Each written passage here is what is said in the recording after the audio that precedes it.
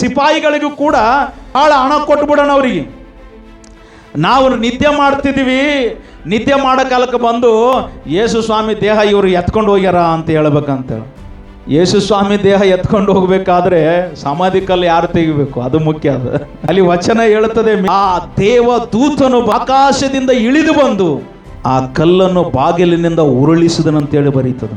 ಕಲ್ಲು ಉರುಳಬೇಕಾದ್ರೆ ಸುಮ್ಮನೆ ಉರುಳಿಲ್ಲ ಅಂತಾರೆ, ಭೂಕಂಪ ಆಯ್ತು ಅಂತಾರೆ. ಅದು ಯೇಸು ಕ್ರಿಸ್ತನ ಜನನ ಕೂಡ ಪ್ರತಿಯೊಬ್ಬರ ನಿದ್ದೆಗೆಡಿಸಿತ್ರಿ. ಯೇಸು ಕ್ರಿಸ್ತನ ಮರಣ ಕೂಡ ನಿದ್ದೆಗೆಡಿಸಿತ್ತು. ಈಗ ಹೇಳ್ತಾ ಇದ್ದೀನಿ, ಯೇಸು ಕ್ರಿಸ್ತನ ಪುನರುತ್ಥಾನ ಕೂಡ ನಿದ್ದೆಗೆಡಿಸುತ್ತಾರೆ ಅನೇಕರಿಗೆ. ಅಷ್ಟು ಸುಲಭವಾಗಿ ಆಗಲಿಲ್ಲ ಯೇಸುವಿನ ಜನನ, ಅದು ಅಷ್ಟು ಸುಲಭವಾಗಿ ಆಗಲಿಲ್ಲ ಯೇಸುವಿನ ಮರಣ, ಅಷ್ಟು ಸುಲಭವಾಗಿ ಆಗಲಿಲ್ಲ ಯೇಸು ಕ್ರಿಸ್ತನ ಪುನರುತ್ಥಾನ. ನಾವು ಸರಿಯಾಗಿ ಇದನ್ನು ಅರ್ಥ ಮಾಡಿಕೊಳ್ಳಬೇಕಾಗಿದೆ. 14ನೇ ವಚನ ಹೇಳುತ್ತದೆ, ಈ ಸುದ್ದಿ ದೇಶಾಧಿಪತಿಯ ಕಿವಿಗೆ ಬಿದ್ದರೆ ನಾವು ಅವನನ್ನು ಸಮಾಧಾನ ಪಡಿಸಿ, ನೀವೇನಾದ್ರು ರೊಕ್ಕ ತಗೊಂಡು ಸುಳ್ಳು ಹೇಳೋದು ಅದು ಹೇಳ್ರಿ, ಮುಂದೆ ಬಂದದ್ದು ನಾವು ನೋಡ್ತೀವಿ. ಮಾತಾಡಿದ್ರಿ ಇವರು. ಯೇಸು ಸ್ವಾಮಿ ಪುನರುತ್ಥಾನ ಆಗಿಲ್ರಿ, ನಾವು ನಿದ್ದೆ ಮಾಡೋ ಕಾಲಕ್ಕೆ ಬಂದು ಆತನ ದೇಹ ಹೊತ್ಕೊಂಡು ಹೋಗಿದ್ದಾರೆ ಶಿಷ್ಯರು ಅಂತೇಳಿ ಹೇಳ್ಬೇಕಂತೇಳಿ ಇವರು ಅದನ್ನು ಎಮರ್ಜೆನ್ಸಿ ಮೀಟಿಂಗಲ್ಲಿ ಮಾತಾಡೋದಕ್ಕೆ ಪ್ರಾರಂಭ ಮಾಡಿದರು.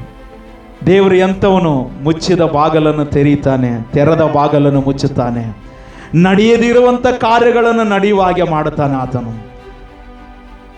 ಅದಕ್ಕೆ ತೂರದಿರುವಲ್ಲಿ ನೀನು ಬಿತ್ತುವವನು ಅಂತೇಳಿ ಒಂದು ಉದಾಹರಣೆಯನ್ನು ಕೊಟ್ಟಂತ ಎಷ್ಟೋ ಸಾಮ್ಯಗಳನ್ನು ನಾವು ನೋಡುವಂಥವರಾಗಿದ್ದೇವೆ. ಯೇಸುವಿನ ಜೀವನ ಕೂಡ ಅದೇ ರೀತಿಯಾಗಿ ಆಯಿತು ಪ್ರಿಯರೇ. ನಿಜವಾಗ್ಲೂ ಏನು ಗೊತ್ತದ್ರಿ, ಆ ಸಿಪಾಯಿಗಳು ಹೇಳಿದ್ದು ಇವತ್ತಿಗೂ ಅದೇ ಇದೆ ರೀ. ಓದ್ರಿ 15ನೇ ವಚನದಲ್ಲಿ ಇದೆ.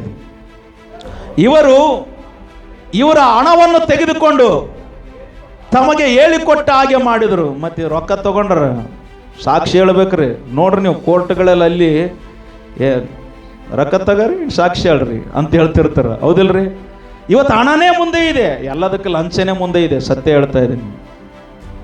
ಇದು ಈಗಿಂದ ಅಲ್ಲ, ಯಾವಾಗಿಂದ ಇದು